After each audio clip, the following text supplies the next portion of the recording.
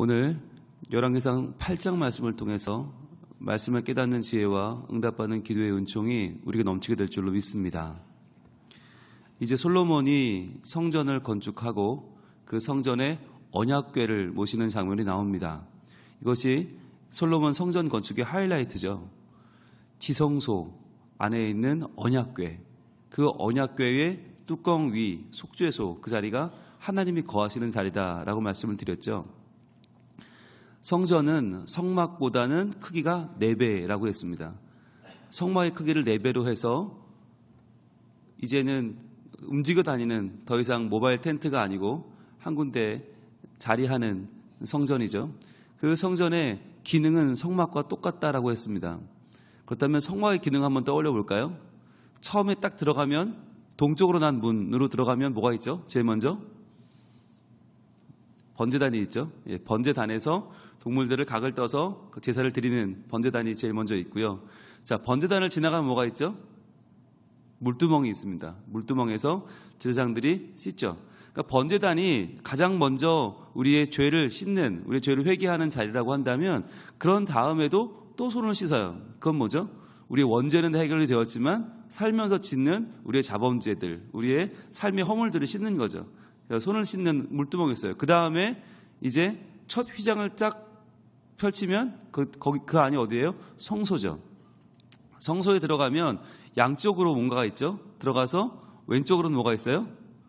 왼쪽으로는 금촛대가 있죠. 금촛대, 7개의 금촛대가 있어서 빛이신 예수 그리스도를 상징하고, 오른쪽으로는 떡상이 있죠. 진설병. 떡상이 12개의 떡이 놓여 있어서 12개는 뭘 상징해요? 이스라엘 12지파를 상징한다고 그랬죠. 그래서 생명의 떡이신 예수 그리스도. 그 빛이 왼쪽에 있는 촛대의 빛이 오른쪽에 있는 떡을 비추고 있어요.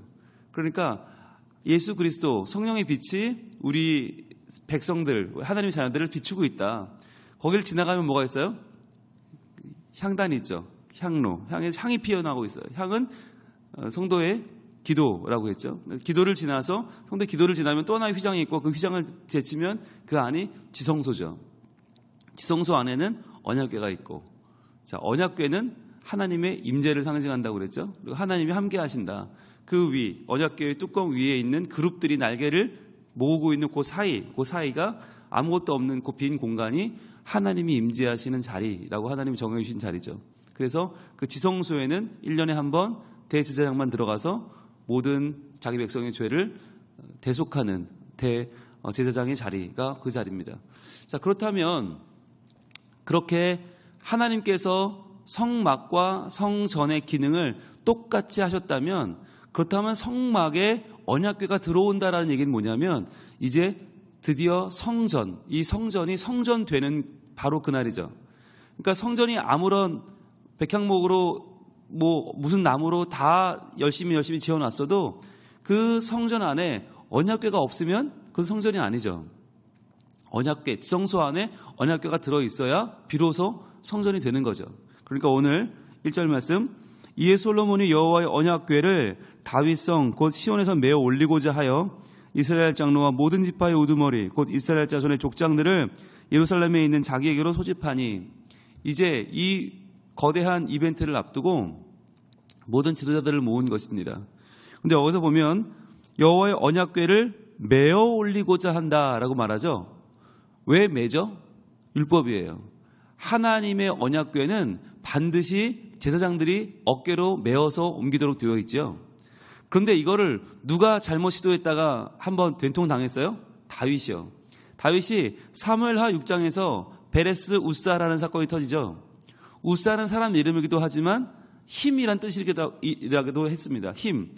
그러니까 우사라는 사람이 함부로 언약궤를 소가 끄는 수레에 싣고 그것을 옮기면서 우청하는 순간에 그걸 손으로 잡았다가 죽죠.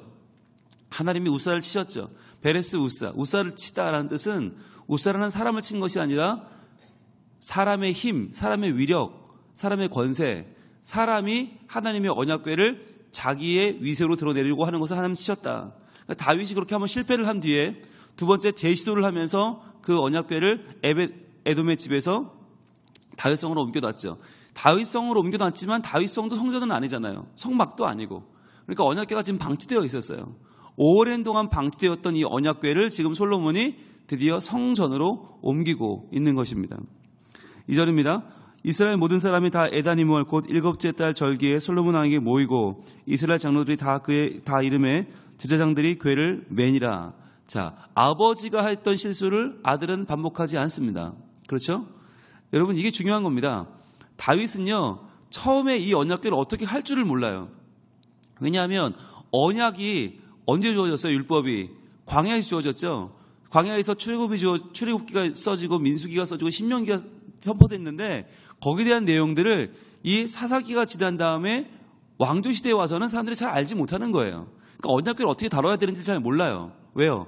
이게 말씀이 혼동이 일어난 거죠.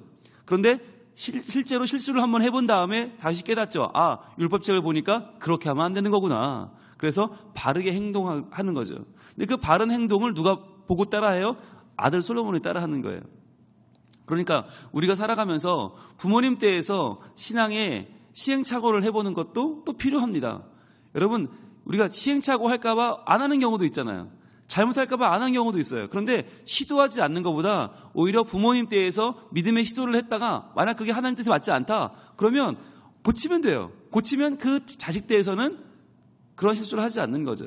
그러니까 다윗이 만약에 나는 하나님의 언약궤를 어떻게 될지 모르니까 그냥 가만둘래 이랬다면 솔로몬도 어떻게 될지 몰랐을 거예요. 근데 다윗이 난 잘 모르지만 한번 시도해보자 했더니 처음에 실패했어요. 왜 실패했을까 생각하다가 아, 하나님 말씀에 그렇게 써있지 않는구나. 하나님이 이걸 기뻐하지 않으시는구나 깨닫고 바른 방법으로 율법대로 메어서 그 궤를 옮기죠. 그랬더니 이제 그 시행착오를 하지 않고 솔로몬은 바르게 옮기고 있는 거죠. 그러니까 여러분, 이 부모님 때에 믿음의 시도를 한다는 게 얼마나 중요한 일인가. 하나님을 위해서 우리가 열심으로 시도해보는 것 중요한 일이에요. 아, 잘못되면 어때요? 실패하면 어때요? 그걸 나만 그 실패를 보는 게 아니라 내 자녀들이 보고 아, 저렇게 하면 안 되는 거구나. 그리고 그 내 자녀들은 바른 길을 갈 수 있도록 도와주는 중요한 역할을 한다라고 하는 것입니다. 저도 목회를 하면서 담임 목사를 처음 하니까 얼마나 잘 모르겠어요. 이렇게 저렇게 실수가 많고 이렇게 저렇게 잘 못하는 게 많아요. 그런데도 해보려고 노력을 해요. 왜 그럴까요? 제가 다 성공할 수 있다는 보장이 없어요. 그렇지만 제가 시도하면 성공하면 감사한 거고 실패하면 어때요? 아, 실패하면 그렇게 하면 안 되는 거구나. 우리 교회에 하나의 케이스를 얻는 거예요. 하나의 시행착오의 케이스를 얻으면 우리가 그 다음번엔 더 잘할 수 있고 그 다음번엔 더 잘할 수 있어요. 그러니까 처음에 난 잘 못하니까 안 해야지. 가만히 있어야지. 아, 가만히 있으면 중간이나 간다는데. 이렇게 있으면 우리 교회는 점점점 침체가 돼요. 그런데 시도하다 보면 그 가운데 하나님이 기뻐하시는 일들을 하나님께서 복을 주시고 그 가운데서 하나님이 새로운 아이디어를 주시고 새로운 하나님을 섬기는 더 좋은 일들이 생겨나는 거죠. 가정도 마찬가지라는 것입니다. 가정도 올 한 해 여러분의 믿음의 계획을 세우길 바랍니다. 믿음의 계획, 어떻게 하면 하나님을 기쁘게 시키게 할까? 어떻게 하면 이웃과 행복을 나눌까? 어떻게 하면 내가 하나님을 믿는 사람답게 살 수 있을까? 어떻게 하면 이 새벽을 밝힐 수 있을까? 어떻게 하면 더 주일 예배를 잘 드릴 수 있을까? 어떻게 하면 우리 가정 예배를 정말 하나님이 기뻐하시는 예배를 드리면서 우리 가정을 바꿔나갈 수 있을까라고 하는, 비록 불편하지만, 비록 예전에 안 하던 걸 해야 되지만, 비록 새로운 시도를 하지만 그러다 한번 도전해 보세요. 그러면 그러는 가운데 우리 가정이 이렇게 신앙적인 아름다운 전통들을 만들어갈 수 있구나라고 하는 기쁨을 누리게 될 거예요. 그리고 처음에 시도하면 다 싫어하죠. 다 귀찮아하죠. 그런데 애들한테 붙잡고 얘들아 가정 예배 드려보자. 얘들아 한번 새벽기도도 나가보자. 말씀을 읽어보자. 시도하다 보면 그 가운데에서 우리 가정에 맞는 것을 발견하게 된다는 것이에요. 4절입니다. 여호와의 궤와 회막과 성전안의 모든 거룩한 기구들을 메고 올라가되 제사장과 레위 사람이 그것들을 메고 올라가매 철저하게 율법대로 하는 거죠. 5절 솔로몬 왕과 그 앞에 있는 이스라엘 회중이 그와 함께 그 궤 앞에 있어 양과 소로 제사를 지냈으니 그 수가 많아 기록할 수가 없고 셀 수도 없었더라. 많은 제사를 드리면서 하나님께 감사하는 거죠. 8절 제사장들이 여호와의 언약궤를 자기의 처소로 메어드렸으니 곧 성전의 내소인 지성소 그룹들의 날개 아래라. 정확하죠. 정확한 위치로 가는 거죠. 7절 그룹들이 그 괴 처소 위에서 날개를 펴서 괴와 그 채를 덮었는데 채가 길므로 채 끝이 내소 앞 성소에서 보이나 밖에서는 보이지 아니하며 그 채는 오늘까지 그곳에 있으며. 자, 9절이 논란이 있어요. 9절에 대한 논란이 있어요. 9절 한번 봅니다. 그 괴 안에는 두 돌판 외에는 아무것도 없으니 이것은 이스라엘 자손이 애굽 땅에서 나온 후 여호와께서 저희와 언약을 맺으실 때에 모세가 호렙에서 그 안에 넣은 것이더라. 자, 지금 언약궤 안에 뭐밖에 없다고요? 그 궤 안에 뭐밖에 없다고요? 두 돌판 외에는 아무것도 없다. 자, 그럼 여러분 어떻게 알고 계세요? 하나님의 언약궤 안에 뭐가 있다고 알고 계세요? 일단 십계명의 두 돌판이 있고 또 뭐가 있어요? 그 안에? 뭐가 있어요? 예, 아론의 쌍난 지팡이가 있잖아요. 또 뭐가 있어요? 만나를 넣은 항아리가 있잖아요. 그죠? 이 세 가지가 있다고 여러분 알고 계시지 않으세요? 그건 뭐 기본적으로 우리가 알고 있는 거니까. 왜 그렇게 알고 있을까요? 히브리서 가봅니다. 신약 히브리서 9장 4절을 보면 히브리서 9장 4절에 분명히 말씀하고 있거든요. 그 안에 뭐가 들었는지. 히브리서 9장 4절 신약 361쪽입니다. 신약 361쪽 히브리서 9장 4절에 보면 볼게요. 금향로와 사면을 금으로 싼 언약궤가 있고, 자, 언약궤가 있고 그 안에 뭐가 있냐? 만나를 담은 금 항아리와, 그렇죠, 만나가 있죠. 그 다음에 아론의 쌍난 지팡이와 그 다음에 언약의 돌판들이 있고 그랬죠. 세 가지를 한번 밑줄을 그어보세요. 히브리서는 분명히 하나님의 언약궤 안에 만나를 담은 금 항아리가 있고 아론의 쌍난 지팡이가 있고 언약의 돌판이 있다라고 기록하고 있는데 오늘 열왕기상 8장 9절에는 돌판밖에 없다는 거예요. 만나를 담은 항아리도 없고 아론의 쌍난 지팡이도 없다. 어떻게 된 걸까요? 왜 이렇게 다른 걸까요? 자, 어떤 기록이 오리지널일까요? 원래는 히브리서 9장 4절의 기록이 맞죠. 원래는 히브리서의 기록이 맞아요. 히브리서는 구약이 굉장히 정통해요.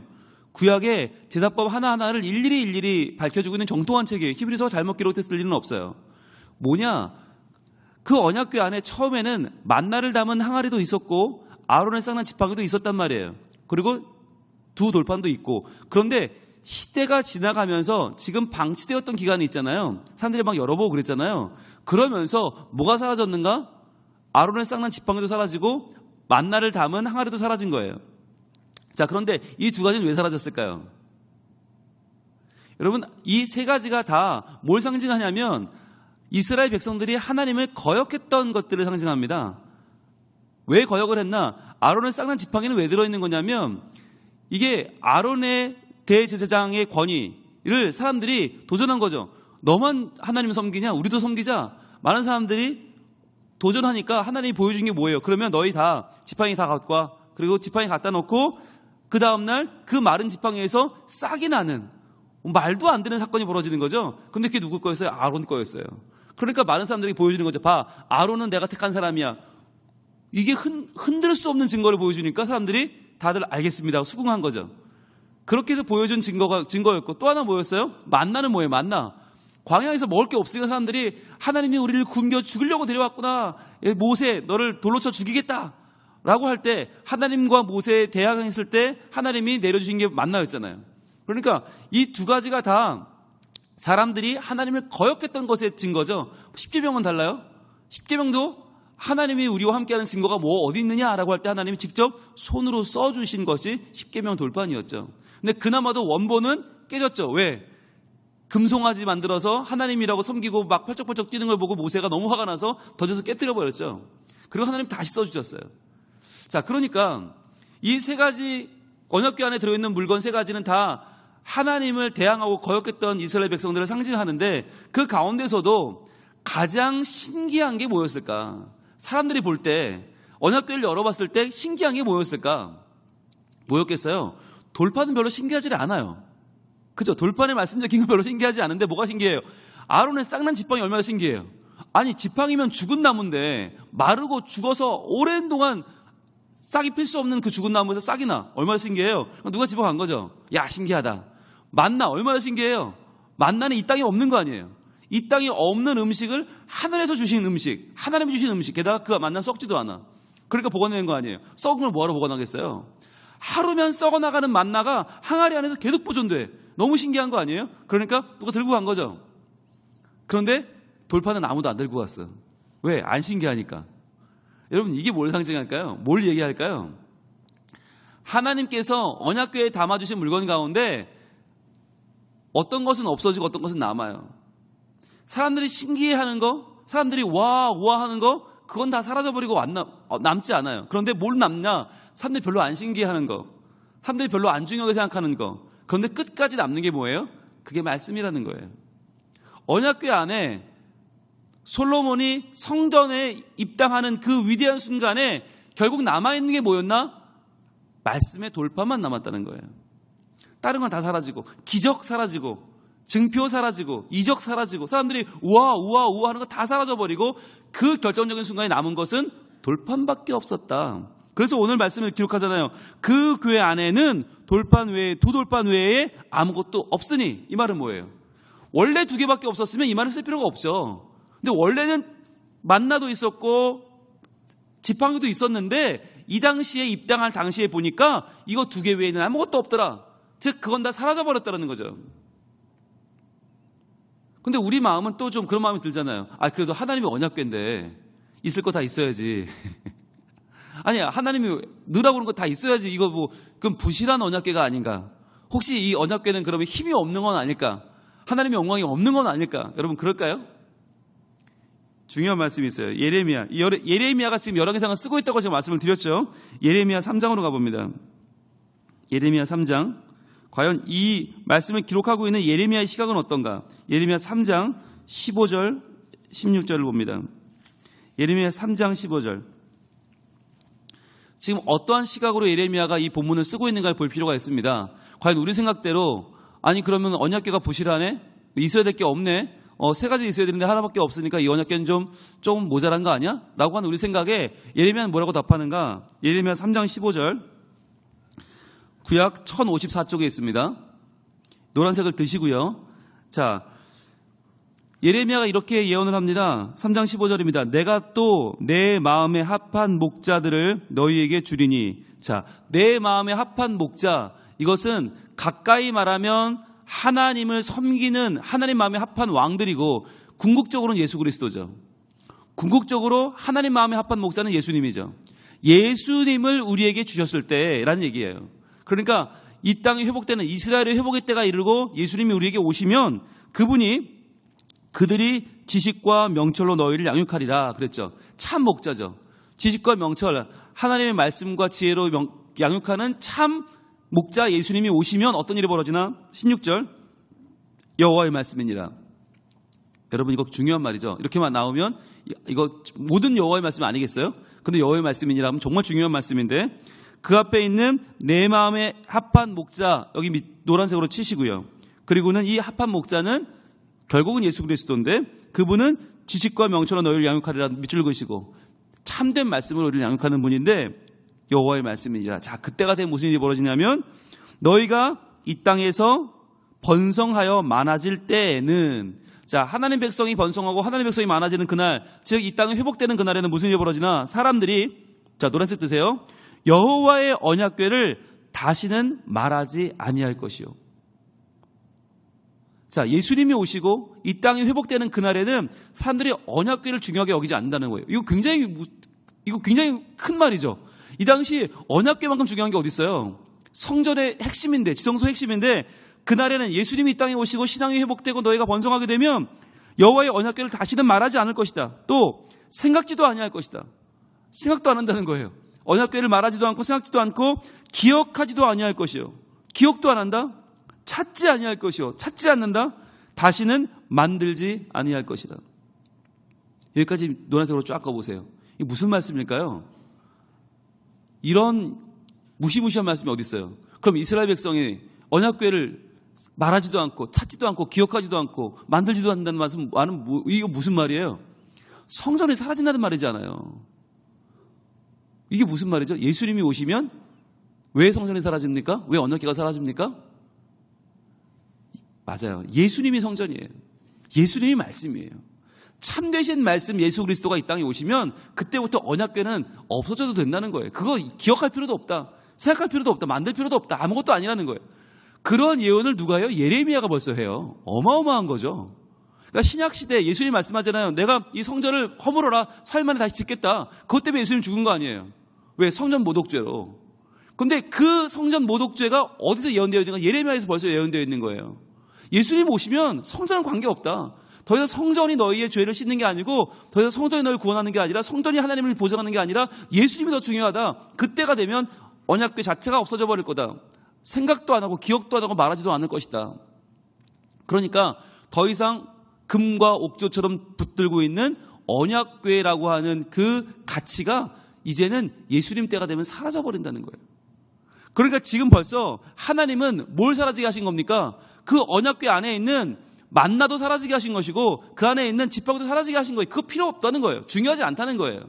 마치 무슨 혼수 차리듯이 함 지면서 그 안에 이렇게 고이고이 챙겨 넣듯이 그렇게 언약궤를 챙겨 넣을 이유가 없다는 거예요. 언약궤는 그게 중요한 게 아니라는 거예요. 언약궤는 뭐가 중요한가? 다른 건 다 살아도 좋은데 뭐가 남아요? 말씀이 남아있으면 되는데 그 말씀조차도 예수님이 오시면 그분의 참 말씀이기 때문에 예수님 외에는 필요 없다는 거예요. 그러니까 우리가 지금 바라보고 있는 솔로몬의 성전의 그 웅장함과 위대함, 그 성전은 영원하고 성전은 대단하고 성전은 끝이 없고 라고 우리는 그런 눈으로 지금 보고 있는데 예레미야는, 정작 적군의 예레미야는 상관없어 그러는 거예요. 마치 언약궤에 뭐가 있으면 어떻고 없으면 어때? 만나 없으면 어때? 쌍난 지팡이 그거 없으면 어때? 그게 뭐가 대단해? 그냥 말씀만 있으면 되고 그나마도 예수님 오시면 필요 없는데 그나마도 예수님 오시면 아무것도 아닌데 이렇게 말하는 거예요. 그러니까 여러분 우리가 열왕기의 눈으로 본문을 보면 좀 다르다고 말씀을 계속 드리고 있죠. 네, 우리는 솔로몬이 성전을 지었대. 와 대단해. 와 굉장해. 그런데 성경은 뭐라고 그래요? 그거 별거 아니야. 지으면 어떻고 안 지으면 어때?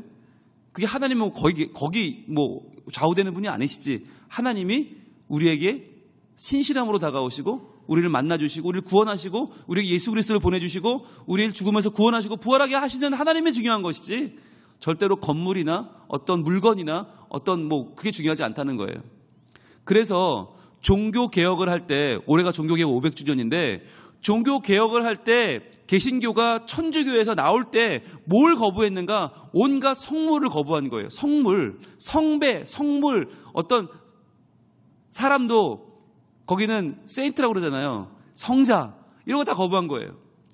천주교는요 1년 365일 어느 날마다 사람이 다 걸려있어요. 그게 다 성자의 날이에요. 오늘은 누구의 날, 성 누구의 날, 성 누구의 날, 성 누구의 날. 그거 다 거부한 거예요. 우린 그거 없다 안 한다. 그럼 뭐만 하냐? 부활절, 성탄절. 우리는 하나님, 우리 주신 하나님과 우리의 관계만 챙기겠다. 그래서 개신교는요 성일에 대한 축일이 없어요. 세례명을 받잖아요. 그 천주교는 세례명이 뭐냐면 내가 태어난 날에 성자의 이름을 주로 받아요. 아니면 내가 세례받는 날에 관련된 성자의 이름을 주로 받는 거예요. 그게 성자를 기억하는 축일이고요. 온갖 성물이 많고요. 그래서 성당과 교회의 차이가 뭡니까? 성당에 가면요 온갖 그림이 많고요. 온갖 조각이 많고요. 온갖 성물이 많아요. 교회는 성물이 없어요. 어떤 분들은 그러잖아요.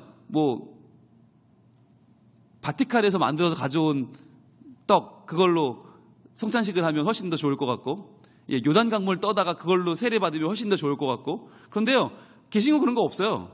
개신교는 어떤 성물의 출처 거기서 나오는 권위가 전혀 없어요. 왜? 그게 다 뭔데? 그냥 깨끗한 물로 세례하면 되는 거고 그냥 잘 만든 빵으로 성찬식 하면 되지. 그래서 우리는 포도주 우리가 담그잖아요. 여러분 우리가 담그면 그 포도주는 효력이 없습니까? 어디서 온 거면 대단한 효력이 있습니까? 그런 거 없거든요. 개신교는 모든 성물을 거부하는 거예요.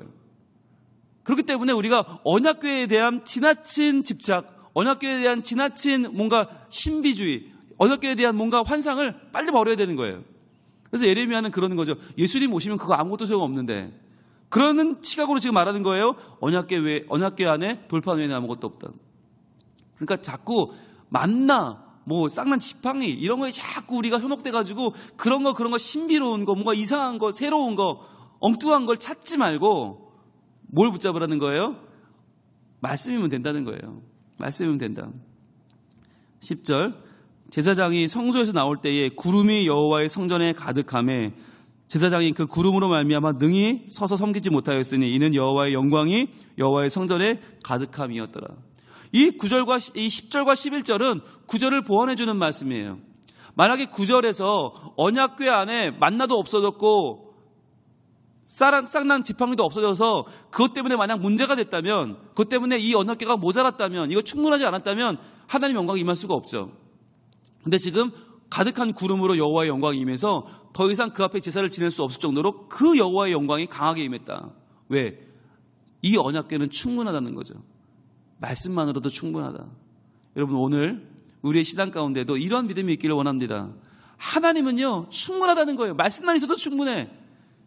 다른 거, 신기한 거, 이상한 거, 뭔가 좀 놀라운 거, 우리의 와 하는 거, 그런 거 없어도 좋아. 하나님 말씀으로 충분하다. 말씀이 말씀되는 교회, 말씀이 선포되는 교회, 말씀의 진리가 진리되는 교회, 그 진리가 참된 교회요.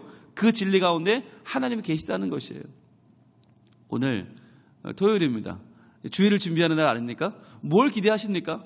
여러분, 주일날 교회 와서 뭔가 신기한 체험을 기대하고 놀라운 일들을 기대하고 말도 안 되는 일들이 막 벌어지고 좋죠. 그런데요, 그런 거 없어도 좋다는 거예요. 그런 거 없어도 하나님 말씀만 말씀될 수 있으면, 말씀이 올바로 선포되면 그 복음을 붙잡고 우리 살 수 있는 그런 교회라면 그것은 존귀한 교회라는 것이에요. 존귀한 가정이고 존귀한 영혼이라는 것이에요. 하나님께서 우리 성민교회를 이렇게 이끌어 가시기를 원합니다. 성민 가족들에게 하나님이 정말 말씀이 살아있고 말씀이 그 능력이 나타나고 말씀을 의지했더니 말씀대로 내가 변하고 내 자녀가 변하고 내 남편이 변하고 내 아내가 변하고 우리 가정이 변화되는 것을 경험하는 교회, 그래서 말씀을 증거하는 교회, 말씀을 놓치지 않는, 말씀이 참 말씀되는 우리 성민교회, 성민가족들 만들어주시는 그 은혜가 오늘도 넘치고 내일 주일 예배 가운데 넘칠 수 있도록 우리 함께 기도할 수 있기를 소원합니다. 기도하겠습니다. 하나님 감사합니다. 우리는 하나님 앞에 나올 때 참 많은 것을 기대하고 참 많은 것을 생각하고 참 많은 것을 바랍니다.